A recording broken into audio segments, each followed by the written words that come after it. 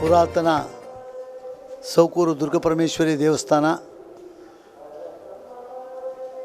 ಭಕ್ತನ ಹರವಣೆದ್ದೆ ಕೊಡುವಂಥ ಸಂದರ್ಭದಲ್ಲಿ ಭಕ್ತನ ಇಷ್ಟಾರ್ಥ ಸಿದ್ಧಿಯಾಗುವ ಹಾಗೆ ಪ್ರಸಾದ ಕೊಡುವಂಥ ಈ ಪುರಾತನ ದೇವಸ್ಥಾನ ಇವತ್ತು ರಥೋತ್ಸವ.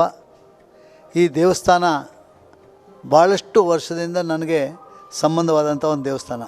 ನನ್ನ ಅಜ್ಜ ಸೌಕೂರು ಮಂಜೇಶ್ವರಿಗಾರರು ಈ ದೇವಸ್ಥಾನವನ್ನು ಕಟ್ಟುವ ಮುಖ್ಯ ಮುಂಚೂಣಿಯಲ್ಲಿದ್ದರು. ಆಮೇಲೆ ಈ ದೇವಸ್ಥಾನದಲ್ಲಿ ಭಾಳಷ್ಟು ಜನ ನಮ್ಮ ಅಜ್ಜನ ಕುಟುಂಬದವರು ಈ ದೇವಸ್ಥಾನದ ಆಡಳಿತ ಮುಕ್ತೇಶ್ವರರಾಗಿ ಭಾಳಷ್ಟು ವರ್ಷ ತನ್ನ ಸೇವೆಯನ್ನು ಈ ದೇವಸ್ಥಾನಕ್ಕೆ ಮಾಡಿದ್ದಾರೆ. ಹಾಗೂ ನಾನು ಈ ಬೈಂದೂರು ವಿಧಾನಸಭಾ ಕ್ಷೇತ್ರದ ಶಾಸಕನಾಗಿ ಈ ಸೌಕೂರು ದೇವಸ್ಥಾನದ ಪರಿಸರದ ಎಲ್ಲ ದೇವಸ್ಥಾನಕ್ಕೆ ಬರೋ ರಸ್ತೆ, ಹೋಗೋ ರಸ್ತೆ, ಎಲ್ಲ ರಸ್ತೆಯನ್ನು ಕಾಂಕ್ರೀಟೀಕರಣ ಮಾಡುವಂಥ ಒಂದು ಅವಕಾಶವನ್ನು ಆ ತಾಯಿ ದುರ್ಗಾಪರಮೇಶ್ವರಿ ನನಗೆ ಅನುಗ್ರಹಿಸಿದ್ದಾಳೆ ಅಂತ ಹೇಳಿ ಈ ಸಂದರ್ಭದಲ್ಲಿ ಎಲ್ಲ ಭಕ್ತಾಭಿಮಾನಿಗಳಿಗೂ ದೇವರ ಸಂಪೂರ್ಣ ಅನುಗ್ರಹ ಇರಲಿ ಅಂತ ಹೇಳಿ ಮಾತನ್ನು ಮುಗಿಸ್ತೇನೆ.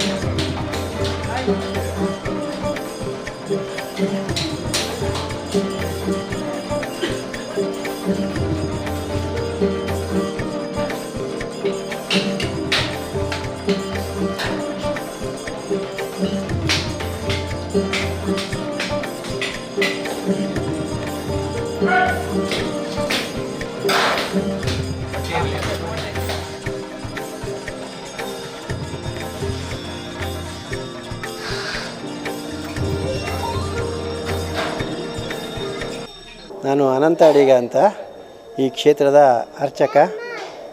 ಈ ನಮ್ಮ ಕ್ಷೇತ್ರಕ್ಕೆ ದುರ್ಗಾಪರಮೇಶ್ವರಿ ಕ್ಷೇತ್ರ ಸೌಕೂರು. ಇದು ಸುಮಾರು 1800 ವರ್ಷಗಳ ಇತಿಹಾಸ ಉಂಟಂತ ನಮ್ಮಲ್ಲಿ ಒಂದು ಜಾಗಂಟೆಯ ಮೂಲಕ ಇರ್ತದೆ. ಜಾಗಂಟೆಗೆ ವರ್ಷವನ್ನು ಹಾಕಿದ್ರು ಆವಾಗ. ಅದಕ್ಕಿಂತ ಹಿಂದೆ ಮತ್ತು ಜಾಗಂಟೆ ಇದ್ದಿರ್ಬೋದು, ನಮಗೆ ಗೊತ್ತಿಲ್ಲ ಅದು. ಆ ಜಾಗಂಟೆ ಸಾಧಾರಣ 1800 ವರ್ಷ ಆಯ್ತಂತ ನಮಗೆ ಅದರ ಮೂಲಕ ತಿಳಿತದೆ. ಹಾಗೆ ಮುಖಮಂಟಪದಲ್ಲಿ ಸಿಂಹ ಉಂಟು, ನಮ್ಮ ದೇವಿಯ ವಾಹನ. ಅದು ಶಿಲೆಯಿಂದ ಮಾಡಿದ್ದಾರೆ. ಅದನ್ನು ನೋಡಿದಾಗ ಡಾಕ್ಟರ್ ಪಿ ಗುರುರಾಜ್ ಭಟ್ರವರು ಸುಮಾರು ಅದಕ್ಕೂ ಸಹ 1,000 ವರ್ಷಗಳ ಇತಿಹಾಸ ಅಂತ ಅವರ ಪುಸ್ತಕದಲ್ಲಿ ಬರೆದಿದ್ದಾರೆ. ಇದನ್ನು ನಮಗೆ ಜಾಗಂಟೆ ಮೂಲಕ 1800 ವರ್ಷಗಳ ಇತಿಹಾಸ ಉಂಟಂತ ಗೊತ್ತಾಗ್ತದೆ. ಇದನ್ನು ನಮಗೆ ಸೌಕೂರು ಅನ್ನುವ ಊರಿಗೆ ಹೆಸರು ಬರಲಿಕ್ಕೆ ಕಾರಣ, ಸೌಖ್ಯ ಮುನಿಗಳು ತಪಸ್ಸನ್ನು ಆಚರಿಸಿ ಶ್ರೀದೇವಿಯನ್ನು ಪ್ರತ್ಯರ್ಶಿಸಿಕೊಂಡು ನಮ್ಮ ಇಲ್ಲಿ ರಾಕ್ಷಸರ ಉಪಟಳವನ್ನು ಕಡಿಮೆ ಮಾಡಲಿಕ್ಕೋಸ್ಕರ ಸೌಖ್ಯ ಮುನಿಗಳು ತಪಸ್ಸನ್ನು ಮಾಡಿದರು. ಆದ್ದರಿಂದ ಆ ಸೌಖ್ಯ ಮುನಿಗಳ ತಪಸ್ಸು ಮಾಡಿದ ಸ್ಥಳಕ್ಕೆ ಸೌಖ್ಯಪುರ ಅನ್ನುವ ಹೆಸರು ಬಂತು. ನಂತರ ಕ್ರಮೇಣ ಸೌಖ್ಯಪುರ ಹೋಗಿ ಸೌಕೂರು ಅಂತ ಆಯಿತು. ಈ ಸೌಕೂರಲ್ಲಿ ಹೆಚ್ಚಾಗಿ ನಮ್ಮ ಕ್ಷೇತ್ರದಲ್ಲಿ ವಿಶೇಷ ರಥೋತ್ಸವ ನಡೀತದೆ, ಹಾಗೆ ದೀಪೋತ್ಸವ, ನವರಾತ್ರಿ ಉತ್ಸವ ಇದೆಲ್ಲ ವಿಶೇಷದಲ್ಲಿ ನಡೀತದೆ. ಹಾಗೆ ದಿನಗಳಲ್ಲಿ ರಂಗಪೂಜೆ ಉತ್ಸವ, ಪುಷ್ಪರಥೋತ್ಸವ, ತುಲಾಭಾರ, ಇನ್ನು ಹರಿವಾಣ ನೈವೇದ್ಯದಿಂದ ನಮ್ಮ ಅಮ್ಮನವರಿಗೆ ಬಹಳ ಸಂತೋಷದಾಯಕವಾದ. ನಾವು ಪೂಜೆ ಮಾಡಿದಾಗ ಸಿಂಗಾರ ಕೊನೆ ಅಂದರೆ ಎಳೆಯ ಅಡಿಕೆ ಕೊನೆಯನ್ನು ಹೂವನ್ನು ನಾವು ಮೇಲೆ ಏರಿಸ್ತೇವೆ. ಆ ಭಕ್ತರು ಏನು ಬೇಡ್ಕೊಳ್ತಾರೆ ಅವರ ಇಷ್ಟಾರ್ಥ ಸಿದ್ಧಿಗೆ ಆ ಸಿಂಗಾರ ಕೆಳಗೆ ಬಿದ್ದರೆ ಪ್ರಸಾದ ಆಯಿತು ಅಂತ ಅವರ ಭಾವನೆ. ಅಂದರೆ ದೇವಿ ನಡೆಸ್ತಾಳೆ ಅಂತ ಅದೊಂದು ತುಂಬ ನಂಬಿಕೆ ಉಂಟು ನಮ್ಮಲ್ಲಿ, ಹೆಚ್ಚಿಗೆ ಅದನ್ನು ನಂಬಿಕೊಂಡಿದ್ದಾರೆ. ಅದರ ಮುಖಾಂತರವೇ ಸ್ಥಳ ನೋಡುವಂಥದ್ದು, ಹೆಣ್ಣು ಗಂಡಿನ ಇದು ಮತ್ತು ಕೋರ್ಟ್ ಕೇಸುಗಳು ಅಂಥದ್ದೆಲ್ಲ ತುಂಬ ಅದನ್ನು ನೆಚ್ಚಿಕೊಂಡೇ ಮಾಡ್ತಾಯಿದ್ದಾರೆ. ಇನ್ನು ಯಕ್ಷಗಾನ ಸೇವೆಯು ನಮ್ಮಲ್ಲಿ ತುಂಬ ನಡೀತದೆ. ಹಾಗೆ ತುಲಾಭಾರವು, ಇನ್ನು ದೀಪೋತ್ಸವ, ರಂಗಪೂಜೆ ದೀಪೋತ್ಸವ ಒಟ್ಟೆ ಆಗ್ತದೆ. ರಂಗಪೂಜೆ ಅಂತ ಹೇಳಿದರೆ ಸಂಜೆ ಹೊತ್ತಿಗೆ ಮಾಡೋದು ರಂಗಪೂಜೆ ದೀಪೋತ್ಸವ. ಹಾಗೆ ಪುಷ್ಪರಥೋತ್ಸವ ಇದು ಸೇವೆಯಲ್ಲೇ ನಡೀತದೆ. ಇನ್ನು ವರ್ಷಕ್ಕೊಮ್ಮೆ ಮಾಘ ಬಹುಳ ಮೂಲ ನಕ್ಷತ್ರದಂದು ಮಹಾರಥೋತ್ಸವ ನಡೀತದೆ. ಇದು ಜಾತ್ರೆ ಆ ದಿವಸ. ಅದಕ್ಕೆ ನಮ್ಮಲ್ಲಿ ಮಾಘ ಬಹುಳ ನಮ್ಮಲ್ಲಿ ನಡೀತದೆ. ಹಾಗೆ ಮತ್ತೆ 28 ದಿವಸಕ್ಕೆ ಕೊಲ್ಲೂರು, ಹಾಗೆ ಕಮಲಶಿಲೆ. ಅಂದರೆ ನಮ್ಮದು ಫಸ್ಟ್ ನಮ್ಮ ಹಬ್ಬ ಆದ್ದರಿಂದ ನಮ್ಮದು ಹಿರಿಯ ಸಹೋದರಿ ನಮ್ಮದು, ಅವಳು ತಂಗಿ ಕೊಲ್ಲೂರಮ್ಮ, ಅದರಿಂದ ಕಮಲಶಿಲೆ ಅಮ್ಮ ಮತ್ತು ಅವಳಂತ ಹೀಗೆ ಅಕ್ಕ ತಂಗಿ ದೇವರು ಅಂತ ನಮ್ಮನ್ನು ಕರೀತಾರೆ. ನಮ್ಮದು ಹಿರಿಯಳು ಅಕ್ಕ. ಹೀಗೆ ರಥೋತ್ಸವ ದಿವಸ ತುಂಬ ಜನ ಸೇರ್ತಾರೆ. ನಮ್ಮೂರಲ್ಲಿ ಹೆಚ್ಚಿಗೆ ಜನ ಇಲ್ಲ, ಹಳ್ಳಿ ಪ್ರದೇಶ. ಆದರೆ ರಥೋತ್ಸವ ದಿವಸ ತುಂಬ ಜನ ಬರ್ತಾರೆ. ಉತ್ಸವ ಬಹಳ ವಿಜೃಂಭಣೆಯಿಂದ ನಡೀತದೆ. ನಮ್ಮಲ್ಲಿ ಹೆಚ್ಚಿಗೆ ನಡೆಯುವಂಥ ಹರಿವಾಣ ನೈವೇದ್ಯ. ಅದು ದೇವರಿಗೆ ಹೇಳೋದು ಏನು, ನಮ್ಮದು ಇಷ್ಟಾರ್ಥ ಸಿದ್ಧಿ ಆದರೆ ಹರಿವಾಣ ದೇವರಿಗೆ ಕೊಡ್ತೇವೆ ಅಂತ ಹೇಳ್ಕೊಳ್ತಾರೆ. ಆ ಹರಿವಾಣ ನೈವೇದ್ಯದಲ್ಲಿ ಹಾಗೆ ಮೇಲೆ ಏರಿಸಿದ ಹೂವು ಕೆಳಗೆ ಬಿದ್ದರೆ ಆ ಎಣಿಸಿದ ಒಂದು ಕೆಲಸ ಸಿದ್ಧಿ ಆಗ್ತದೆ ಅನ್ನುವ ಭಾವನೆ ಭಕ್ತರಿಗಿದೆ. ಹೆಚ್ಚಾಗಿ ನಡೆದ ಹರಿವಾಣ ನೈವೇದ್ಯ ಸೇವೆ ನಮ್ಮಲ್ಲಿ ಜಾಸ್ತಿ. ಇನ್ನೂ ಕೆಲವರು ರಂಗಪೂಜೆ ಮತ್ತು ತುಲಾಭಾರ ಇದನ್ನೆಲ್ಲ ಹೇಳ್ಕೊಡ್ತಾರೆ. ಇನ್ನು ಯಕ್ಷಗಾನವು ಹಾಗೆಯೇ, ಅದು ಸಿದ್ಧಿಗೋಸ್ಕರ ಏನೋ ಕೆಲಸ ಆಗಬೇಕಾದ್ರೆ ಯಕ್ಷಗಾನ ಹೇಳ್ಕೊಡ್ತಾರೆ. ಅದು ಮೇಳ ಒಳ್ಳೆ ರೀತಿಯಲ್ಲಿ ನಡೀತಾ ಇದೆ ಈಗ. ಇದು ಯಕ್ಷಗಾನಕ್ಕೂ ಹಾಗೆ ಒಂದು 400 ವರ್ಷಗಳ ಇತಿಹಾಸ ನಮ್ಮ ಮೇಳಕ್ಕಿದೆ. ಸೌಕೂರು ಮೇಳಕ್ಕೆ 400 ವರ್ಷಗಳ ಇತಿಹಾಸ ಇದೆ. ನಮ್ಮ ಕ್ಷೇತ್ರವನ್ನು ಪುಷ್ಪ ಪವಾಡ ಖ್ಯಾತಿ ಅಂತ ಎಲ್ಲ ಕಡೆ ಪ್ರಚಾರವಾಗಿದೆ ಈಗ. ಪುಷ್ಪ ಪವಾಡ ಅಂತ ಹೇಳಿದ್ರೆ ಹಾಗೆ ಸಿಂಗಾರ ಕೊನೆ ನಾವು ಮೇಲೆ ಏರಿಸ್ತೇವೆ. ಅದು ಮೇಲಿಂದ ಕೆಳಗೆ ಬಿದ್ದಾಗ ಯಾರು ಭಕ್ತರಿದ್ದಾರೆ ಆ ಭಕ್ತರ ಇಷ್ಟಾರ್ಥ ಸಿದ್ಧಿ ಆಗ್ತದೆ ಅಂತ. ಅದು ನಾವು ಏರಿಸೋದು ನಾವೇನಾದರೂ ಆ ಭಕ್ತರಿಗೂ ಮತ್ತು ದೇವರಿಗೂ ಸಂಬಂಧ. ನಾವು ಮಧ್ಯವರ್ತಿಗಳು, ನಾವೇನು ಮಾಡೋದಿಲ್ಲ. ಕೆಲವರಿಗೆ ಪ್ರಸಾದ ಆಗ್ತದೆ, ಕೆಲವರಿಗೆ ಪ್ರಸಾದ ಆಗೋದಿಲ್ಲ. ಆಗದೆ ಅದಕ್ಕೆ ನಾವು ಜವಾಬ್ದಾರಲ್ಲ, ಆ ಭಕ್ತರು ಮತ್ತು ಅಮ್ಮನವರಿಗೆ ಸಂಬಂಧಪಟ್ಟ ವಿಷಯ. ಇದು ಹೆಚ್ಚಿಗೆ ಜನ ನಮ್ಮ ಸೌಕೂರಿನ ಬಂಟರನ್ನು ದೇವ್ರ ಹತ್ರ ಮಾತಾಡ್ತಾರೆ. ಅಮ್ಮ ನಂಗೆ ಯಾಕೆ ನೀನು ಪ್ರಸಾದ ಕೊಡೋದಿಲ್ಲ, ನೀ ಪ್ರಸಾದ ಕೊಡಿದ್ರೆ ನಾನು ಏನು ಮಾಡೋದು, ಹೀಗೆ ಮಾತಾಡಿಕೊಂಡು ಅಲ್ಲೇ ನಿಂತ್ಕೊಂಡು ಮಾತಾಡಿಕೊಂಡೇ ಸಂಭಾಷಣೆ ಮಾಡಿ ದೇವ್ರ ಹತ್ರ ಸಂಭಾಷಣೆ ಮಾಡ್ತಾರೆ ಅವರು. ಆ ರೀತಿ ಎಲ್ಲರಿಗೂ ಒಳ್ಳೇದು ಮಾಡಿದ್ದಾಳೆ ಅವಳು ಹೆಚ್ಚಿಗೆಲ್ಲ. ಅದು ಪುಷ್ಪ ಪವಾಡ ಅಂದರೆ ಈ ರೀತಿಯಾಗಿ. ಅದು ನಾವು ಏರಿಸೋದು ಮಾತ್ರ ಅವಶ್ಯ, ನಾವು ಜವಾಬ್ದಾರಲ್ಲ. ಯಾವುದಕ್ಕೆ ಪ್ರಸಾದ ಆಗೋದಕ್ಕೆ ಆಗದೇ ಇದಕ್ಕೆ ಎರಡಕ್ಕೂ ನಾವು ಜವಾಬ್ದಾರಲ್ಲ. ಅದು ಅವಳಿಗೂ ಮತ್ತು ಆ ಭಕ್ತರಿಗಿರೋ ಸಂಬಂಧ ಅಷ್ಟೇ. ನಮ್ಗೆ ಅದರ ಬಗ್ಗೆ ನಾವು ಮಧ್ಯವರ್ತಿಗಳು, ಏರಿಸೋದು ಮಾತ್ರ ನಮ್ಮ ಕೆಲಸ ಅಷ್ಟೇ. ಅರ್ಚಕರಾದರೆ ನಾವು ಏರಿಸ್ತೇವೆ ಅಷ್ಟೇ, ಬಿಟ್ಟರೆ ಮತ್ತೆ ಯಾವುದು ಸಂಬಂಧಪಟ್ಟ ನಮಗಲ್ಲ. ಈ ನಮಗೆ ಕ್ಷೇತ್ರದ ಅಭಿವೃದ್ಧಿ ಅಂತೇಳಿ ಮುಂದೆ ನಮಗೆ ಮದುವೆಗೆ ಮಾಡುವಂತಹ ಸಭಾಭವನ ಇಲ್ಲ. ಈಗ ಸಭಾಭವನ ಮತ್ತು ಊಟದ ಹಾಲ್ ಎರಡು ಒಂದೇ ಆಗಿದೆ. ಅದೊಂದು ಅತಿಯಾಗಿದ್ದು ಯಾಕಂತ ಹೇಳಿದರೆ ದೇವಸ್ಥಾನದ ಹೆಬ್ಬಾಗಿಲ ಮೇಲ್ಗಡೆಯೇ ಮದುವೆ ಮಾಡುವಂಥ ಸಭಾಭವನ ಇದೆ. ಅದು ಸರಿಯಾದ ಕ್ರಮ ಅಲ್ಲ. ದೇವ್ರಿಗಿಂತ ಮೇಲ್ಗಡೆ ಕೆಲವರೆಲ್ಲ ಈ ಮದುವೆ ಮಾಡ್ಕೊಳ್ಳಿಕ್ಕೆ ಒಪ್ಪುವುದಿಲ್ಲ. ಅದೊಂದು ನಮಗೆ ಬೇರೆ ಒಂದು ಸಭಾಭವನ ಆದರೆ ಬಹಳ ಒಳ್ಳೆಯದು ನಮ್ಮ ಕ್ಷೇತ್ರಕ್ಕೆ. ಅದು ಅತಿ ಅಗತ್ಯ. ಈಗ ಸಭಾಭವನದ ಅಗತ್ಯ ಇದೆ ನಮಗೆ. ಸಭಾಭವನ ಒಳಪೌಳಿಯು ಅಜೀರ್ಣಾವಸ್ಥೆಯಲ್ಲಿ ಬಂದಿದೆ. ಇದು ಈ ಒಳಪೌಳಿಗೂ ಹಾಗೆಯೇ ಅದೊಂದು ಆಗಬೇಕಂತ ಉಂಟು ಒಳಪೌಳಿ. ಈ ಪೌಳಿಯಲ್ಲಿ ಈಗ ಹಂಚಿನ ಮಾಡಿದೆ, ಅದನ್ನು ಹೋಗಿ ಶಿಲಾಚ್ಛಾದಿತ ಮಾಡಬೇಕು ಅಂತ ಉಂಟು. ಅದ್ರ ಬಗ್ಗೆ ಎಲ್ಲ ಎಸ್ಟಿಮೇಟ್ ಎಲ್ಲ ಒಂದು ಸರಿ ಎಲ್ಲ ಮಾಡಿದ್ದೇವೆ. ಆದರೆ ಹಣ ಸಂಗ್ರಹ ಆಗಬೇಕು, ಸಂಪನ್ಮೂಲ ಬೇಕು ಅದಕ್ಕೆ. ಅದರ ಕೊರತೆಯಿಂದ ಅಲ್ಲಿಗೆ ನಿಂತು ಹೋಗಿದೆ. ಇನ್ನು ಶುಕ್ರವಾರ ಸಂಕ್ರಾಂತಿ ಈ ದಿವಸ ಎಲ್ಲ ಊಟ ನಮ್ಮಲ್ಲಿ ಪ್ರಾರಂಭ ಆಗಿದೆ. ಮೊದಲು ಇರಲಿಲ್ಲ. ಮೊದಲು ವರ್ಷದಲ್ಲಿ ಹಬ್ಬದ ದಿವಸ ಬಿಟ್ಟರೆ ಇಡೀ ವರ್ಷದ ಬೇರೆ ಯಾವ ದಿವಸ ಊಟ ಆಗ್ತಾ ಇರಲಿಲ್ಲ. ಆದರೆ ಈಗ ಹಾಗೆ ಇತ್ತಲ್ಲ, ಪ್ರತಿ ಶುಕ್ರವಾರ ದಿವಸ ಊಟ ಆಗಿದೆ, ಹಾಗೆ ಸಂಕ್ರಾಂತಿ ದಿವಸ ಊಟ ಆಗಿದೆ. ಅದು ಎಲ್ಲ ಮಂಗಳವಾರ ಮಾಡಬೇಕಂತ ಉಂಟು. ಆದರೆ ಭಕ್ತರ ಅದಕ್ಕೆ ಮಾಡುವಂಥ ಸ್ಪಾನ್ಸರ್ ಅವರ ಕೊರತೆಯಿಂದಾಗಿ ನಮಗೆ ಸ್ವಲ್ಪ ಅದು ಹಿನ್ನಡೆ ಉಂಟಾಗಿದೆ.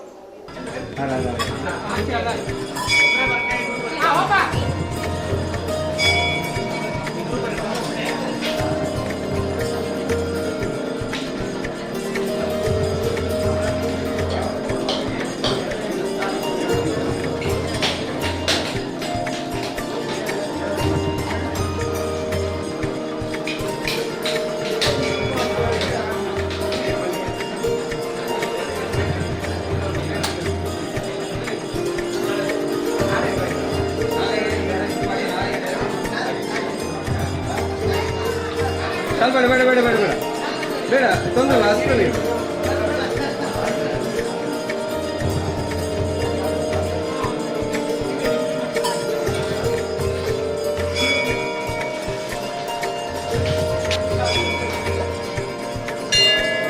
ಸರ್ವಮಂಗಲಮಾಂಗಲ್ಯೆ ಶಿವೇ ಸರ್ವಾರ್ಥಸಾಧಿಕೆ ಶರಣ್ಯೇ ತ್ರ್ಯಂಬಕೆ ಗೌರಿ ನಾರಾಯಣಿ ನಮೋಸ್ತುತೆ. ತ್ರಿಶಕ್ತಿ ರೂಪಿಣಿಯಾದಂತಹ ದುರ್ಗಾ ಪರಮೇಶ್ವರ ದೇವಸ್ಥಾನದಲ್ಲಿ ಪ್ರತಿ ವರ್ಷವೂ ಮಾಘ ಬಹುಳ ಮೂಲ ನಕ್ಷತ್ರದಂದು ಅಂತ ಹೇಳಿದರೆ ಸಾಮಾನ್ಯವಾಗಿ ಫೆಬ್ರವರಿ 60 ಅಕೇರಿ ಅಥವಾ ಮಾರ್ಚಿನಲ್ಲಿ ಈ ವಾರ್ಷಿಕೋತ್ಸವ ಜಾತ್ರೆ ವರ್ಷ ಪ್ರತಿ ನಡೆದಂತಹ ರಥೋತ್ಸವವು ನಡೀತಾ ಇದೆ. ಅದೇ ರೀತಿಯಾಗಿ ಇವತ್ತಿನ ದಿವಸ ಆ ದುರ್ಗಾ ಪರಮೇಶ್ವರಿಯ ಸನ್ನಿಧಿಯಲ್ಲಿ ಪ್ರಾತಃ ಪೂಜೆ ಅಂತ ಹೇಳಿದ್ರೆ ಉದಯ ಪೂಜೆ ಅಂತ ಹೆಸರು. ಉದಯ ಪೂಜೆ ಹಾಗೂ ಉದಯ ಬಲಿ ಅದಾದ ಮೇಲೆ ಈಗ ಅಧಿವಾಸ ಹೋಮಾದಿಗಳನ್ನು ಕಲಶಾಭಿಷೇಕಾದಿಗಳನ್ನು ಮಾಡಿಕೊಂಡು ಮಹಾಪೂಜೆಯನ್ನು ಮಾಡ್ತಾಯಿದ್ದೇವೆ. ಮಹಾಪೂಜೆ ಆದ ನಂತರ ದೇವರಿಗೆ ರಥ ಶುದ್ಧಿಗಾಗಿ ರಥಕ್ಕೆ 9 ಕಲಶ ಅಧಿವಾಸ ಹೋಮ ಕಲಶಾಭಿಷೇಕವನ್ನು ಮಾಡಿಕೊಂಡು ರಥಶುದ್ಧಿಯನ್ನು ಮಾಡಿಕೊಂಡು ಆಮೇಲೆ ಬಲಿಯನ್ನು ಮಾಡುವಂಥದ್ದು ಮಧ್ಯಾಹ್ನ ಬಲಿ ಅಂತ ಹೇಳ್ತೇವೆ. ಮಧ್ಯಾಹ್ನ ಮಹಾಪೂಜೆ ಆದ ನಂತರ ದೇವರಿಗೆ ಫಲ ಸಮರ್ಪಣೆ ಮಹಾಮಂಗಳಾರತಿ ಆದಮೇಲೆ ಒಂದು ರಥೋತ್ಸವ ಬಲಿಯನ್ನು ಹೊರಡ್ತೇವೆ. ಆ ಬಲಿಯಿಂದ ಎಲ್ಲ ಪರಿವಾರಗಳಿಗೆಲ್ಲವೂ ಬಲಿ ಹಾಕಿಕೊಟ್ಟು ಆಮೇಲೆ ರಥದಲ್ಲಿಯೂ ಕೂಡ ಬಲಿಯನ್ನು ಸಮರ್ಪಣೆ ಮಾಡಿ ರಥಾರೋಹಣವನ್ನು ಅಭಿಜಿನ್ ಮುಹೂರ್ತಕ್ಕೆ ಸರಿಯಾಗಿ ಮಾಡುವಂಥದ್ದು.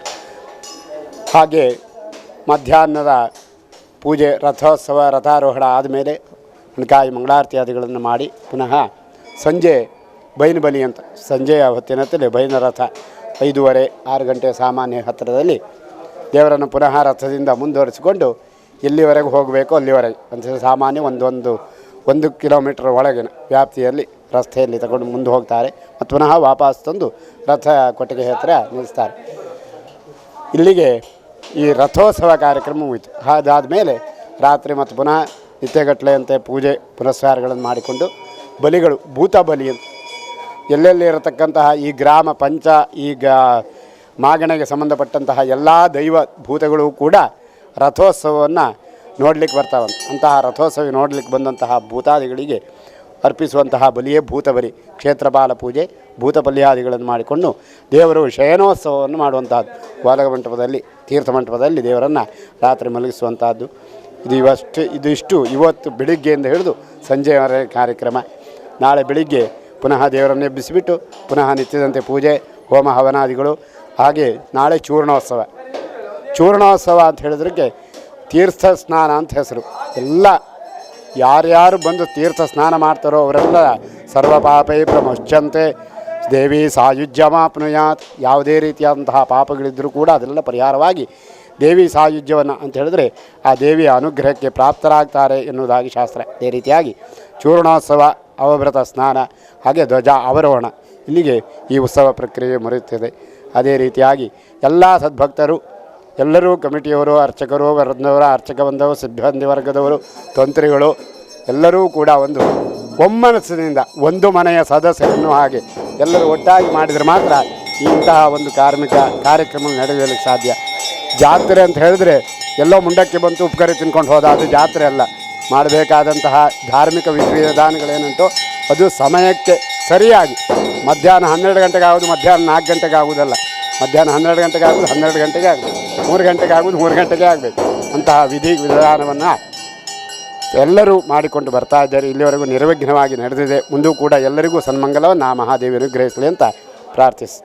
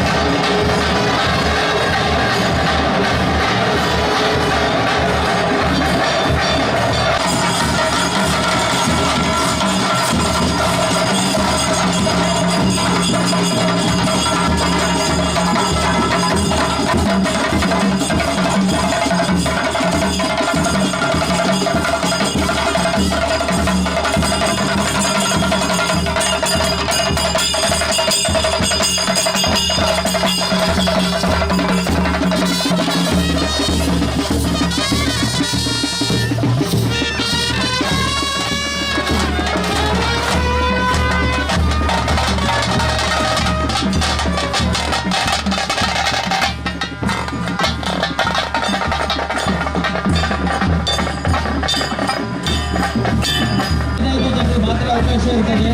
ದಯಮಾಡಿ ಆರಕ್ಷಕ ಠಾಣಾಧಿಕಾರಿ ಅವರು ಗಮನದಲ್ಲಿರಿಸಬೇಕು. ಇದನ್ನು ತಾವು ಮುಂದಿನಿಟ್ಟು ವ್ಯವಸ್ಥೆ ಕಲ್ಪಿಸಬೇಕಾಗಿ ಕೇಳಿಕೊಳ್ತಾ ಇದ್ದೇವೆ. ಉಳಿದ ಭಕ್ತಾದಿಗಳು ರಥದ ಹಿಂಭಾಗದಲ್ಲಿ ಇರಬೇಕಾಗಿ ಕೇಳಿಕೊಳ್ತಾ ಇದ್ದೇವೆ. ಹೊಸ ಕಾಂಕ್ರೀಟ್ ರಸ್ತೆ ಆದ್ದರಿಂದ ದಯಮಾಡಿ ಭಕ್ತಾದಿಗಳು ಸಹಕರಿಸಬೇಕು. ರಥ ಎಳೆಯಲು ಕೇವಲ 15 ಜನರಿಗೆ ಮಾತ್ರ ಅವಕಾಶ ಇದೆ.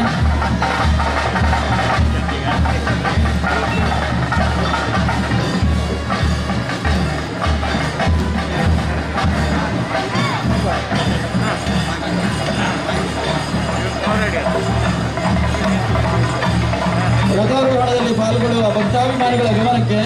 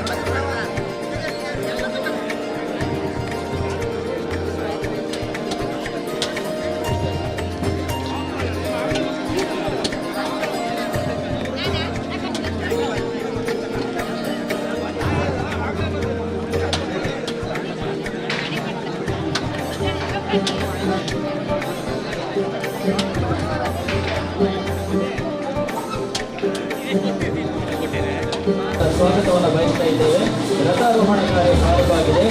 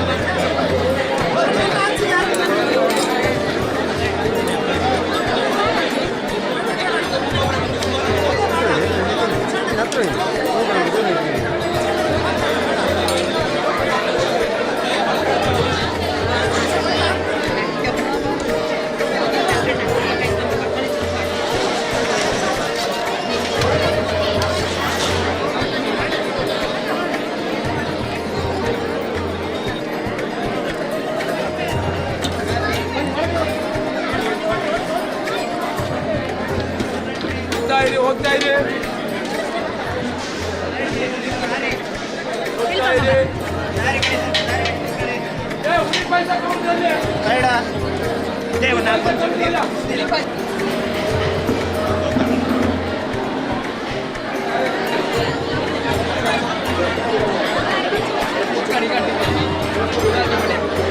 ನಮ್ಮ ಎಲ್ಲ ಕಾಲೇಜಿನ ವಿದ್ಯಾರ್ಥಿಗಳು ಹಾಗೂ ಸಾಮಾನ್ಯವಾಗಿ ದಿನಕೂಲಿ ಮಾಡುವ ನಮ್ಮ ಎಲ್ಲ ಕೆಲಸದ ವರ್ಗರು ಪ್ರತಿ ವರ್ಷದಂತೆ ನಮ್ಮ ಮಾನವೀಯತೆ ಮರೆಯೋಣ ಅಂತ ಯುವಕರ ಒಂದು ತಂಡ ಕಳೆದ ವರ್ಷ ಒಂದು ನಾವು ತನುಷ್ ಅಂತ 5 ವರ್ಷದ ಮಗುವಿಗೆ ಬೋನ್ ಮ್ಯಾರೋ ಕ್ಯಾನ್ಸರ್ ಇದ್ದ ಕಾರಣ ನಮ್ಮ ತಂಡ ಪ್ರತಿ ಜಾತ್ರೆಯಲ್ಲಿ ಎಷ್ಟು ಆಗುತ್ತೆ ಅಷ್ಟು ಅಮೌಂಟನ್ನು ಕಲೆಕ್ಷನ್ ಮಾಡಿ ಸಾಧಾರಣ 8 ರಿಂದ 9 ಲಕ್ಷ ಕಲೆಕ್ಷನ್ ಮಾಡಿ ತದನಂತರ ಆ ಮಗುವಿನ ಪೂರ್ತಿ ವಿಷಯವನ್ನು ನ್ಯೂಸ್ ಚಾನಲರಿಗೆ ರಿಪೋರ್ಟರಿಗೆ ಸ್ಥಳಾಂತರಿಸುತ್ತಾ ಅವರಿಗೆ ಮನವಿ ಮಾಡುತ್ತಾ ಅವರನ್ನು ಆ ಮಗುವಿನ ಮನೆಗೆ ಕರೆಸಿಕೊಂಡು ನಂತರ 18 ಲಕ್ಷವನ್ನು ಒಟ್ಟು ಮಾಡಿ ಆ ಮಗುವನ್ನು ಹಾಸ್ಪಿಟಲಿಗೆ ನಮ್ಮ ಕಡೆಯಿಂದ ನಾವು ಅಡ್ಮಿಟ್ ಮಾಡಿ ಬಂದಿದ್ದೇವೆ.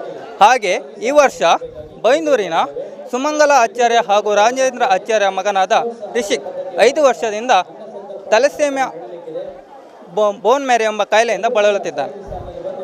ಆ ಮಗುವಿಗೆ ಸಾಧಾರಣ 35 ರಿಂದ 40 ಲಕ್ಷ ವೆಚ್ಚ ತಗುಲುತ್ತದೆ ಎಂದು ಬೆಂಗಳೂರಿನ ಹಾಸ್ಪಿಟಲ್ನ ನಾರಾಯಣ ಹೃದಯ ವೈದ್ಯಾಧಿಕಾರಿಗಳು ತಿಳಿಸಿರುತ್ತಾರೆ.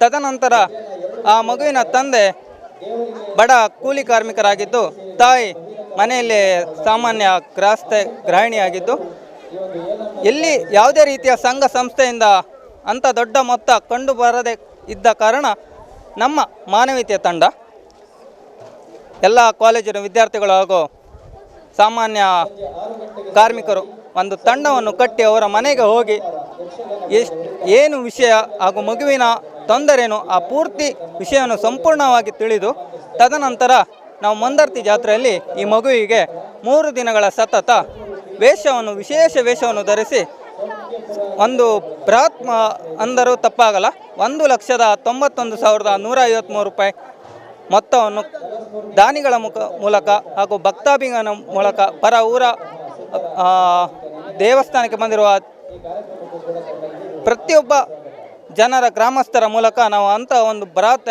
ಮೊತ್ತವನ್ನು ಸಂಗ್ರಹಿಸಿ ತದನಂತರ ಮಗುವಿನ ತಾಯಿಯ ಮುಖಾಂತರ ಮಗುವಿನ ಹಾಸ್ಪಿಟಲಲ್ಲಿರುವ ಅಕೌಂಟಿಗೆ ಹಸ್ತಾಂತರಿಸಿದ್ದೀವಿ. ಇದೇ ರೀತಿ ಇವತ್ತು ಸೌಕೂರಿನ ಶ್ರೀ ದುರ್ಗಾಪರಮೇಶ್ವರ ದೇವಸ್ಥಾನದಲ್ಲಿ ನಮ್ಮ ಮಾನವೀಯತೆ ತಂಡ ಇದೇ ಮಗುವಿಗೋಸ್ಕರ ಮತ್ತೊಮ್ಮೆ ಮುಂದೆ ಇನ್ನೊಂದು ಹೆಜ್ಜೆ ಇಡುತ್ತಾ ಇದೇ ರೀತಿ ಎಷ್ಟಾಗುತ್ತೆ ನಮ್ಮ ಕೈಯಲ್ಲಿ ಎಷ್ಟು ಮೊತ್ತವನ್ನು ಸಂಗ್ರಹಿಸಿಕೊಡಲು ನಾವು ಬಯಸಿದ್ದು, ಅದೇ ಕಾರಣವಾಗಿ ನಾವು ಇಂದು ಸೌಕೂರು ಶ್ರೀ ದುರ್ಗಾಪರಮೇಶ್ವರ ದೇವಸ್ಥಾನದ ವಠಾರದಲ್ಲಿ ಸೇರಿದ್ದೇವೆ. ಪ್ರತಿಯೊಬ್ಬರು ಮಾನವೀಯತೆಯ ಬಂಧುಗಳಲ್ಲಿ ನನ್ನ ವಿನಂತಿ, ನಿಮ್ಮಲ್ಲಿ ಎಷ್ಟಾಗುತ್ತೋ ಅಷ್ಟು ಆ ಮಗುವಿಗೋಸ್ಕರ ಸಣ್ಣ ಮೊತ್ತ ಆದರೂ 1 ರೂಪಾಯಿ ಆದರೂ ಪರವಾಗಿಲ್ಲ, ಪ್ರತಿಯೊಬ್ಬ ರೂಪಾಯಿ 1 ರೂಪಾಯಿನೂ ಹಾಕಿದರೆ ಸಾಧಾರಣ ಮೊತ್ತವನ್ನು ತಲುಪಲಿ ಯಾವುದೇ ಸಂದೇಹವಿಲ್ಲ. ಎಲ್ಲರ ಜೊತೆ ನನ್ನ ವಿನಂತಿ ಮಾಡ್ತಿದ್ದೇನೆ, ನಮ್ಮಲ್ಲಿ ಪ್ರತಿಯೊಬ್ಬರು ಯಾವುದೇ ರೀತಿ ನೀವು ಹಾಕಿರುವ 1 ರೂಪಾಯಿನೂ ಎಲ್ಲೂ ಯಾವುದೇ ರೀತಿ ಮಿಸ್ಯೂಸ್ ಆಗದೆ ಆ 1 ರೂಪಾಯಿನೂ ಆ ಮಗುವಿನ ಅಕೌಂಟಿಗೆ ತಲುಪುವುದರಲ್ಲಿ ಸಂದೇಹವಿಲ್ಲ. ದಯವಿಟ್ಟು ಎಲ್ಲರ ಹತ್ರ ಮತ್ತೊಮ್ಮೆ ವಿನಂತಿ ಮಾಡ್ತಾ ಇದ್ದೇನೆ, ಪ್ರತಿಯೊಬ್ಬರು ಈ ಮಗುವಿನ ಚಿಕಿತ್ಸೆಗಾಗಿ ತಮ್ಮಲ್ಲಿ ಎಷ್ಟಾಗುತ್ತೋ ಅಷ್ಟು ಕೈಯಲ್ಲದಷ್ಟು ಧನ ಸಹಾಯ ಮಾಡಬೇಕಾಗಿ ವಿನಂತಿಸಿಕೊಳ್ಳುತ್ತೇನೆ.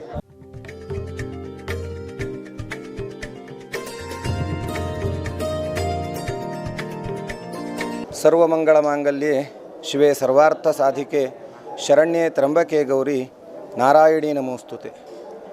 ಸೌಖ್ಯಪುರ ನಿವಾಸಿನಿಯಾದಂತಹ ಶ್ರೀ ದುರ್ಗಾಪರಮೇಶ್ವರಿಯ ಚರಣಾರವಿಂದಗಳಲ್ಲಿ ಸಾಷ್ಟಾಂಗ ನಮಸ್ಕಾರವನ್ನು ನಯಿಸುತ್ತಾ ಇವತ್ತಿನ ಶ್ರೀಮನ್ ಮಹಾರಥೋತ್ಸವ ವಾರ್ಷಿಕ ಜಾತ್ರಾ ಕಾರ್ಯಕ್ರಮಕ್ಕೆ ಎಲ್ಲರನ್ನೂ ಕೂಡ ಭಕ್ತಿಪೂರ್ವಕವಾಗಿ ಸ್ವಾಗತಿಸ್ತಾ ಇದ್ದೇನೆ. ಅತ್ಯಂತ ಕಾರಣಿಕವಾಗಿ ಮೂಡಿಬಂದಿರತಕ್ಕಂತಹದ್ದು ಸೌಕೂರು ದುರ್ಗಾಪರಮೇಶ್ವರಿ ಸನ್ನಿಧಿ. ಇತಿಹಾಸಕಾರರ ಅಧ್ಯಯನದ ಪ್ರಕಾರವಾಗಿ 1600ಕ್ಕೂ ವರ್ಷದ ಒಂದು ಹಿನ್ನೆಲೆ ಎನ್ನುವಂಥದ್ದು ಇತಿಹಾಸದ ಅಧ್ಯಯನದಿಂದ ತಿಳಿದು ಬಂದಿರತಕ್ಕಂಥದ್ದು. ಪೌರಾಣಿಕ ಹಿನ್ನೆಲೆಯ ಪ್ರಕಾರವಾಗಿ ಸೌಖ್ಯಮುನಿಗಳ ತಪಸ್ಸಿನ ಕಾಲದಲ್ಲಿ ರಾಕ್ಷಸರ ಉಪಟಳವಾಗದಂತಹ ಸಂದರ್ಭ ದೇವಿಯನ್ನು ತಪಸ್ಸನ್ನು ಮಾಡಿ ಪ್ರತ್ಯಕ್ಷೀಕರಿಸಿಕೊಂಡ ನಂತರದಲ್ಲಿ ದೇವಿಯು ಮುನಿಗಳ ಒಂದು ಅನುಕೂಲಕ್ಕೋಸ್ಕರವಾಗಿ ದುಷ್ಟರ ಸಂಹಾರ ಮಾಡಿ ಈ ಒಂದು ಸ್ಥಳದಲ್ಲಿ ನೆಲೆ ನಿಂತಿದ್ದಾಳೆ ಅಂತ ಪುರಾಣದ ಪ್ರಸಿದ್ಧವಾದಂಥ ಮಾತು. ಇಲ್ಲಿಗೆ ಸಮೀಪವಾಗಿ ಅಂದಾಜು 100 ಮೀಟರ್ ಕೆಳಗಡೆಯಲ್ಲಿ ದೇವಿಯ ಮೂಲಸ್ಥಾನ ಅನ್ನುವಂಥದ್ದಿದೆ. ಅಲ್ಲಿ ದೇವಿಯು ಯೋನಿ ಆಕಾರದಲ್ಲಿ ಶಿಲೆಯಿಂದ ಆವಿರ್ಭವಿಸಿದ್ದಾಳೆ ಅಂತ ತಿಳಿದು ಬರ್ತದೆ. ಇವತ್ತು ಕೂಡ ಮೂಲಸ್ಥಾನದಲ್ಲಿ ಪೂಜಾದಿಗಳು ವಿಶೇಷವಾಗಿ ನಡೆಯಲಿಕ್ಕಿದೆ. ಆ ಯೋನಿ ಆಕಾರದ ಬಂಡೆಯಲ್ಲಿ ಯಾವಾಗಲೂ ಕೂಡ ನೀರಿನ ಸೆಲೆ ಇರ್ತದೆ. ಇದು ಒಂದು ವಿಶೇಷವಾಗಿರತಕ್ಕಂಥ ಸಂಗತಿ. ಅಲ್ಲಿಂದ ಆ ದೇವಿಯನ್ನು ಮುನಿಗಳು ಇಲ್ಲಿ ಪ್ರತಿಷ್ಠಾಪನೆ ಮಾಡಿದ್ದಾರೆ. ಒಳಗಡೆಯಲ್ಲಿ ನೀವು ನೋಡಬಹುದು ಮಹಾಕಾಳಿ, ಮಹಾಲಕ್ಷ್ಮಿ ಮತ್ತು ಮಹಾಸರಸ್ವತಿ ತ್ರಿಶಕ್ತಿ ರೂಪಿಣಿಯಾಗಿರತಕ್ಕಂತಹ ದುರ್ಗಾ ಪರಮೇಶ್ವರಿಯ ಆರಾಧನೆಯನ್ನು ಇಲ್ಲಿ ನಡೆಸಲ್ಪಡುತ್ತದೆ. ಇನ್ನೊಂದು ವಿಶೇಷ ಏನು ಕೇಳಿದರೆ, ನಮ್ಮ ದೇವಿಯ ಸಮೀಪದಲ್ಲಿರ್ತಕ್ಕಂಥ ನದಿ ಕುಬ್ಜಾ ನದಿ ಅಂತ. ಆ ಕುಬ್ಜಾ ನದಿಯು ಹೋಗಿ ಮುಟ್ಟುವಂಥ ಸಂಗಮ ಕ್ಷೇತ್ರವನ್ನು ವಾರಾಹಿ ನದಿ ಸಂಗಮವಾಗ್ತದೆ. ಗುಳ್ವಾಡಿ ಅಥವಾ ಸೌಕೂರು ಕಳಿನ ಬಾಗಿಲು ಅಂತ ಕರಿತೇವೆ. ಅಲ್ಲಿ ಸಂಗಮವಾದಂಥ ಸ್ಥಳದಲ್ಲಿ ನೇರವಾಗಿ ದಿಕ್ಚಕ್ರವನ್ನಿಟ್ಟರೆ ಶುದ್ಧವಾದಂಥ ಈಶಾನ್ಯ ದಿಕ್ಕಿನಲ್ಲಿ ನಮ್ಮ ದೇವಿಯ ದೇವಲ ಅನ್ನುವಂಥದ್ದು ಸ್ಥಾಪನೆಗೊಂಡಿದೆ ಅಂತ ಹೇಳಿದರೆ, ವಾಸ್ತುವಿನ ಅಷ್ಟೊಂದು ವಿನ್ಯಾಸ ಅನ್ನುವಂಥದ್ದು ಇಲ್ಲಿ ನೆಲೆಗೊಂಡಿದೆ ಅಂತ ಹೇಳ್ತಾರೆ. ಮತ್ತು ವಿಶೇಷವಾದದ್ದು ಕೇಳಿದರೆ, ಮಾಘ ಮಾಸದ ಕೃಷ್ಣ ಪಕ್ಷದ ಮೂಲ ನಕ್ಷತ್ರದಲ್ಲಿ ದೇವಿಯ ಜಾತ್ರೆ ಬರ್ತದೆ. ಸೌಕೂರು ದುರ್ಗಾ ಪರಮೇಶ್ವರಿನವರಿ ಅನ್ನೋಳು ಕೊಲ್ಲೂರಿನ ಮಹಾತಾಯಿ ಮತ್ತು ಬ್ರಾಹ್ಮಿ ದುರ್ಗಾ ಪರಮೇಶ್ವರಿ ಕಮಲಶಿಲೆಯ ಮಹಾತಾಯಿಗಿಂತಲೂ ಹಿರಿಯ ಅಕ್ಕ ಅಂತ ಕರೀತಾರೆ. ಈ ತಿಂಗಳ ಜಾತ್ರೆ ಇಲ್ಲಿ ಆದರೆ ಚೈತ್ರ ಮಾಸದ ಫಾಲ್ಗುಣ ಮಾಸದ ಮೂಲ ನಕ್ಷತ್ರದಲ್ಲಿ ಕೊಲ್ಲೂರಿನಲ್ಲಿ ಜಾತ್ರೆ ಆಗ್ತದೆ. ಚೈತ್ರ ಮಾಸದ ಮೂಲ ನಕ್ಷತ್ರದಲ್ಲಿ ಕಮಲಶಿಲೆಯಲ್ಲಿ ಜಾತ್ರೆ ಆಗ್ತದೆ. ಮೂರೂ ದೇವಿಯೂ ಕೂಡ ಒಂದಕ್ಕೊಂದು ನಿಕಟವಾದಂಥ ಸಂಪರ್ಕ ಇದೆ ಅಂತ ಹೇಳಲ್ಪಡ್ತದೆ. ಅತ್ಯಂತ ಪ್ರಾಚೀನವಾದಂಥ ಈ ಸೌಕೂರು ದುರ್ಗಾ ಪರಮೇಶ್ವರಿಯಲ್ಲಿ ಅನೇಕ ಜನರು ಬಂದು ತಮ್ಮ ಇಷ್ಟಾರ್ಥವನ್ನು ನೆರವೇರಿಸಿಕೊಳ್ಳಿಕ್ಕೋಸ್ಕರವಾಗಿ ಹರಿವಾಣ ನೈವೇದ್ಯ, ಕುಂಕುಮಾರ್ಚನೆ, ರಂಗಪೂಜೆ ಮತ್ತು ವಿಶೇಷವಾಗಿ ಬೆಳಕಿನ ಸೇವೆ ಅಂತ ಹೇಳಿದರೆ ಯಕ್ಷಗಾನ ಸೇವೆ ಆದಿಗಳನ್ನು ನಡೆಸುತ್ತಾ ಬಂದಿದ್ದಾರೆ. ತಮ್ಮೆಲ್ಲರ ಇಷ್ಟಾರ್ಥವನ್ನು ಕೂಡ ಸಾಧಿಸಿಕೊಳ್ಳುತ್ತಾ ಬಂದಿದ್ದಾರೆ. ಇಲ್ಲಿಯ ಒಂದು ವಿಶೇಷತೆ ಏನು ಕೇಳಿದರೆ, ದೇವಿಯಲ್ಲಿ ಪ್ರಸಾದ ನೋಡುವುದು ಅಂತ. ನಾವು ಯಾವುದೇ ಒಂದು ಪ್ರಶ್ನೆಯನ್ನು ಇಟ್ಟು ನಾವು ಈ ಕೆಲಸ ಆಗುತ್ತೋ ಇಲ್ಲೋ ಅಂತ ದೇವಿಯ ಮುಂದೆ ನಾವು ನಿವೇದನೆ ಮಾಡಿಕೊಂಡಾಗ ಆ ಪುಷ್ಪವು ಕೆಳಗೆ ಬಿದ್ದಾಗ ಶುಭ ಸೂಚನೆ ಅಂತಲೂ, ಪುಷ್ಪವು ಬೀಳದೇ ಇದ್ದಾಗ ಅಶುಭ ಸೂಚನೆ ಅಥವಾ ಈ ಕೆಲಸಕ್ಕೆ ಮುಂದುವರಿಯಬೇಡ ಅಂತ ದೇವಿ ಸೂಚಿಸಿದ್ದಾಳೆ ಅಂತ ಭಕ್ತರೆಲ್ಲರ ನಂಬಿಕೆ. ಅದು ಅನುಭವದಲ್ಲಿಯೂ ಕೂಡ ವೇದ್ಯವಾಗಿರತಕ್ಕಂಥ ವಿಚಾರ. ಅಂತಹ ಮಹಿಮಾನ್ವಿತಳಾದಂತಹ ತಾಯಿಯ ಜಾತ್ರೆ ಉತ್ಸವ ನಡೀತಾ ಇದೆ. ಈಗ ಹೊಸದಾಗಿರ್ತಕ್ಕಂತಹ ಆಡಳಿತ ಕಮಿಟಿಯೂ ಕೂಡ ಅಸ್ತಿತ್ವಕ್ಕೆ ಬರಬೇಕಾಗಿದೆ. ದೇವಳದಲ್ಲಿ ಅನೇಕ ಅಭಿವೃದ್ಧಿಯ ಕೆಲಸಗಳು ಮುಂದೆ ಆಗಬೇಕಾಗಿದೆ. ಇದೆಲ್ಲ ಭಕ್ತರ ಸಹಕಾರದಿಂದ ಆಗ್ತಕ್ಕಂಥದ್ದು. ಈಗ ನಾವು ನೆಲೆ ನಿಂತಿರ್ತಕ್ಕಂಥ ಈ ಒಳಪೌಳಿಯ ನಿರ್ಮಾಣ ಆಗಬೇಕಾಗಿದೆ. ಆನಂತರದಲ್ಲಿ ಸುಸಜ್ಜಿತವಾದಂಥ ಒಂದು ಭೋಜನ ಶಾಲೆ, ಸುಸಜ್ಜಿತವಾದಂತಹ ಒಂದು ಕಲ್ಯಾಣ ಮಂಟಪ ಮತ್ತು ದೇವಸ್ಥಾನಕ್ಕೆ ಅಗತ್ಯವಾಗಿರತಕ್ಕಂತಹ ಒಂದು ಕಲ್ಯಾಣಿ ಅಂದರೆ ಪುಷ್ಕರಣಿ ಕೆರೆ ಎನ್ನುವಂಥದ್ದು ಕೂಡ ಆಗಬೇಕಾಗಿದೆ. ಹೀಗೆ ಅನೇಕವಾದಂಥ ಕಾರ್ಯಗಳು ಎಲ್ಲವೂ ಕೂಡ ಭಕ್ತರ ಸಹಕಾರದಿಂದಲೇ ಆಗಬೇಕಾಗಿರುವಂಥದ್ದು. ಬಸ್ರೂರು ಮತ್ತು ಅನೇಕ ರಾಜ ಸಾಮಂತರ ಕಪ್ಪ ಕಾಣಿಕೆಗಳು ಕೂಡ ಇಲ್ಲಿಗೆ ಸಲ್ಲಲ್ಪಡ್ತಾ ಇತ್ತು ಅಂತ ಇತಿಹಾಸದ ಅಧ್ಯಯನದಿಂದ ತಿಳಿದು ಬರ್ತಕ್ಕಂಥದ್ದು. ಆದ್ದರಿಂದ ಅಂಥ ಅತಿ ಪ್ರಾಚೀನವಾದಂತಹ ಆ ದೇವಿಯ ಈ ಒಂದು ಸ್ಥಳ ಅನ್ನುವಂಥದ್ದು ಪುನರುಜ್ಜೀವನಗೊಳಿಸಬೇಕಾದರೆ ಭಕ್ತರೆಲ್ಲರೂ ಕೂಡ ಪೂರ್ಣ ಪ್ರಮಾಣದಲ್ಲಿ ಸಹಕಾರವನ್ನಿತ್ತರೆ ಮಾತ್ರ ಇದು ಸಾಧ್ಯವಾಗ್ತದೆ. ಆಡಳಿತ ಕಮಿಟಿಯವರು, ಭಕ್ತರು ಮತ್ತು ಸಂಬಂಧಪಟ್ಟಂಥ ಸಿಬ್ಬಂದಿ ವರ್ಗದವರು ಎಲ್ಲರೂ ಕೂಡ ಮುತುವರ್ಜಿ ವಹಿಸಿ ಈ ದೇವಿಯ ಒಂದು ವಿಶೇಷವಾದಂಥ ಜಾತ್ರೋತ್ಸವವನ್ನು ನಡೆಸ್ತಾ ಇದ್ದಾರೆ. ಇದಕ್ಕೆ ಆಗಮಿಸಿರ್ತಕ್ಕಂಥ ಎಲ್ಲರಿಗೂ ಪುನರಪಿ ಮತ್ತೊಮ್ಮೆ ಸ್ವಾಗತವನ್ನು ಬಯಸುತ್ತಾ ದೇವಿಯ ಅನುಗ್ರಹ ಆಶೀರ್ವಾದ ಎಲ್ಲರ ಮೇಲೂ ಕೂಡ ಇರಲಿ ಎನ್ನುವ ರೀತಿಯಲ್ಲಿ ನಾವು ದೇವಿಯಲ್ಲಿ ಪ್ರಾರ್ಥಿಸಿ ಶ್ರೀದೇವಿಯ ಒಳ ಪ್ರಾಕಾರವನ್ನು ವಿಮರ್ಶೆ ಮಾಡಿದಾಗ ಒಂದು ವಿಶೇಷ ಕಂಡು ಬರುತ್ತದೆ. ದೇವಿಯ ಬಲಭಾಗದಲ್ಲಿ ಗಣಪತಿ ಸನ್ನಿಧಿ ಇದೆ, ನೈಋತ್ಯ ಭಾಗದಲ್ಲಿ ಈಶ್ವರನ ಸನ್ನಿಧಾನವಿದೆ, ಹೊರಗಡೆಯಲ್ಲಿ ವೀರಭದ್ರ ಸನ್ನಿಧಿ ಇದೆ. ಸಾಮಾನ್ಯವಾಗಿ ನಾವು ಎಲ್ಲ ದೇವಸ್ಥಾನದಲ್ಲಿ ಗಮನಿಸ್ತೇವೆ, ಈ ಈಶಾನ್ಯ ದಿಕ್ಕಿನಲ್ಲಿ ದೇವಮೂಲೆಯಲ್ಲಿ ವೀರಭದ್ರ ಸನ್ನಿಧಾನ ಪಶ್ಚಿಮಾಭಿಮುಖವಾಗಿರುತ್ತದೆ. ಆದರೆ ನಮ್ಮ ದೇವಿಯ ಒಂದು ವಿಶೇಷ ಏನು ಕೇಳಿದರೆ, ಬಲಭಾಗದಲ್ಲಿ ಪೂರ್ವಾಭಿಮುಖವಾಗಿರತಕ್ಕಂತಹ ವೀರಭದ್ರ ಸನ್ನಿಧಿ ಅದು ಅತ್ಯಂತ ಶಕ್ತಿಪ್ರದವಾದದ್ದು, ಕಾರಣಿಕವಾದದ್ದಂತೂ. ಮತ್ತು ಯಾರು ಯಾವ ಇಷ್ಟಾರ್ಥವನ್ನು ಬೇಡಿ ಬರ್ತಾರೆ ಅಂಥವರಿಗೆ ಅಂಥ ಇಷ್ಟಾರ್ಥವನ್ನು ಒದಗಿಸಿಕೊಳ್ಳುವಂತಹ ಒಂದು ಶಕ್ತಿ ಎನ್ನುವಂಥದ್ದು ಅಲ್ಲಿ ಉತ್ಪತ್ತಿಯಾಗ್ತದೆ ಅಂತ ಶಾಸ್ತ್ರದ ನಿರ್ವಚನ ಇದೆ. ಮತ್ತು ಆಗಮಶಾಸ್ತ್ರದಲ್ಲಿ ಅಥವಾ ದೇವಸ್ಥಾನದ ವಾಸ್ತುಶಿಲ್ಪದಲ್ಲಿ ಆ ರೀತಿಯಾಗಿರತಕ್ಕಂಥ ದೇವತಾ ಸನ್ನಿಧಿ ಇದ್ದರೆ ಅದು ಈ ಒಂದು ಸ್ಥಳಕ್ಕೆ ಹೆಚ್ಚಿನ ಮಹತ್ವ ಇದೆ ಅಂಥೇಳಿ ಕಂಡು ಬರ್ತದೆ. ಇನ್ನೂ ಅನೇಕ ವಿಶೇಷಗಳನ್ನು ಈ ಒಂದು ಸ್ಥಳದಲ್ಲಿ ನಾವು ನೋಡ್ತಾ ಬರ್ಬೋದು. ಮತ್ತು ಇಲ್ಲಿನಿಂದ ಪೂರ್ವ ದಿಕ್ಕಿನಲ್ಲಿ ಈಶಾನ್ಯ ಭಾಗಕ್ಕಾಗಿ ಬಂದರೆ ದೇವಿಯ ತೀರ್ಥ ಅಂತೇಳಿದರೆ ಕುಬ್ಜಾ ನದಿಯು ಹರಿದು ಈ ಒಂದು ದೇವಳವನ್ನು ಸುತ್ತುವರಿದು ನಂತರದಲ್ಲಿ ನೈಋತ್ಯದ ಮಾರ್ಗವಾಗಿ ಗಮಿಸಿ ಗುಲ್ವಾಡಿ ಸಮೀಪ ಸೌಕೂರು ಕುದ್ರು ಅನ್ನುವಲ್ಲಿ ಸಂಗಮ ಸ್ಥಳದಲ್ಲಿ ಸೇರ್ತದೆ ಅಂತ ನಾವು ಗಮನಿಸ್ಬೋದು. ಹೀಗೆ ಅನೇಕ ವಿಶೇಷಗಳನ್ನು ತಾಯಿಯ ಸನ್ನಿಧಿ ಅನ್ನುವಂಥದ್ದು ಒಳಗೊಂಡಿದೆ.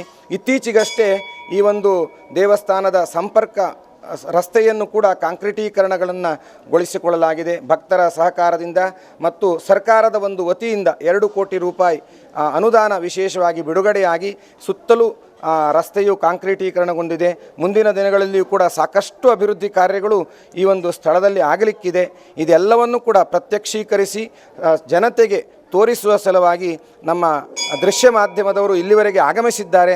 ಅವರಿಗೆ ವಿಶೇಷವಾಗಿ ಈ ದೇವಿಯ ಭಕ್ತರ ಪರವಾಗಿ ಸೌಕೂರಿನ ನಾಗರಿಕರ ಪರವಾಗಿ ವಿಶೇಷವಾದಂಥ ಕೃತಜ್ಞತೆಗಳನ್ನು ಧನ್ಯವಾದಗಳನ್ನು ಈ ಸಂದರ್ಭದಲ್ಲಿ ಸಲ್ಲಿಸ ಬಯಸ್ತಾ ಇದ್ದೇವೆ. ಓಂ ಸ್ವಸ್ತಿ.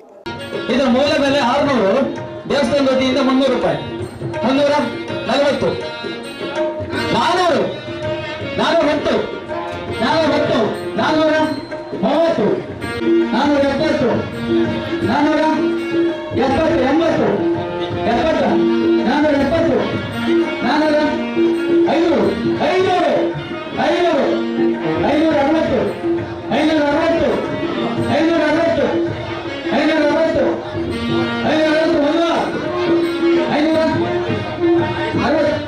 560, 600, 671, 671,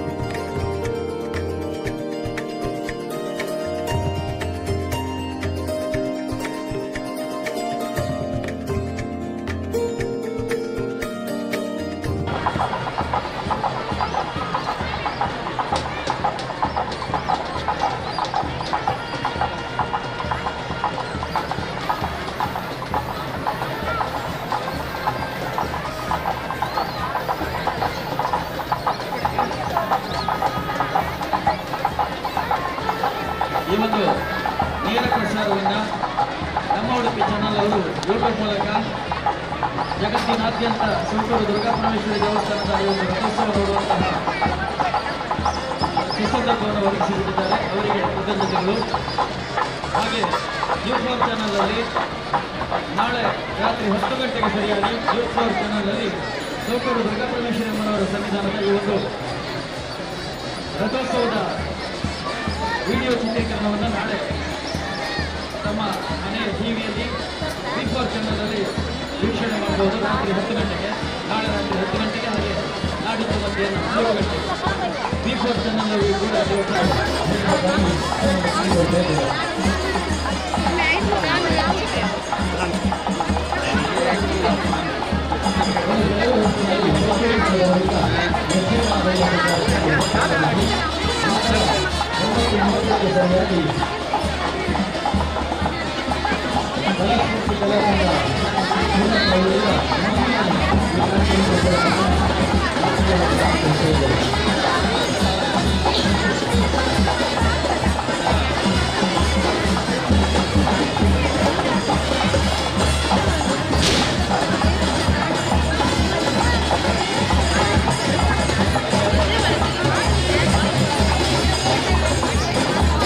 Thank you.